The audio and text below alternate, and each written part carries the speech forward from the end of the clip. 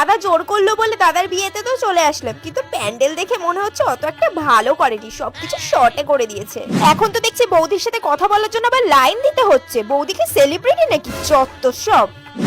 বাহ বৌদি, বেশ সুন্দর লাগছে দেখতে। Thank you. এগুলো কি সোনার? হ্যাঁ, পিওর গোল্ড। ও, আমি তো seriously? সোনা ছাড়া কিছু পড়ি না, তুমি তো জানো। আমি আবার যা তা জিনিস পড়তে পারি না। ও সোনা ছাড়া পড়ে না নাকি? আমার মুখে মুখে তর্ক করা, তাই না? সব কথা গিয়ে এবার মায়ের কানে লাগাবো, তারপর বৌদিকে আচ্ছা করে দেবে। কি রে, বৌদিকে দেখলি?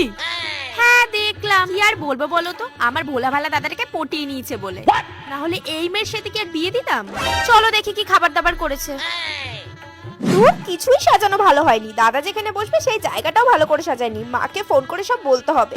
প্যান্ডেলটাও কেমন ম্যারম্যার করছে। রিয়েল ফ্লাওয়ার্স দিয়ে সাজালে মনে হয় বেশি ভালো হতো। এই ফ্লাওয়ার গুলোতে কেমন ধুলো পড়ে গেছে, কিছুই ভালো করেনি। ধুর, সবই খেলাম কিন্তু পেটটা ঠিক ভরলো না। আরো 4-5টা খাবারের আইটেম থাকলে ভালো হতো। রসগোল্লার গোল্লাটাও কেমন ছোট, আর রসগোল্লার ভেতরে তেমন রসও নেই। সব দিয়ে মায়ের কানে লাগাতে হবে।